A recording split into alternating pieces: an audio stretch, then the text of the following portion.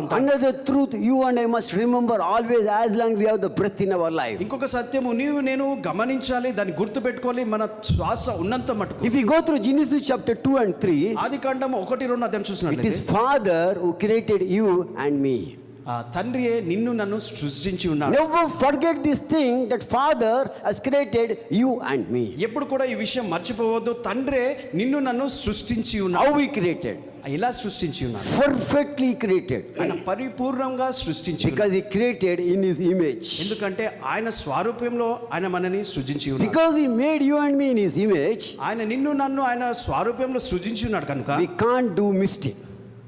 తప్పిదం చేయలేము. Reason, కారణం he ఏంటంటే not only made you and me in his image, కేవలం ఆయన నిన్ను నన్ను ఆయన స్వరూపంలోనే చేయడమే కాదు the కానీ breath what you and I am breathing, ఏదైతే శ్వాస నీవు నేను తీసుకుంటున్నామో it is his breath.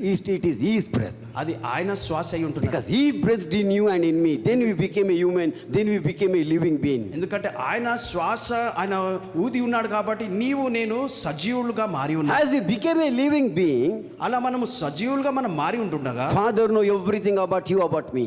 తండ్రికి నీకు నాకు నా కోసము క్షుణ్ణంగా ఆయన ఎరిగి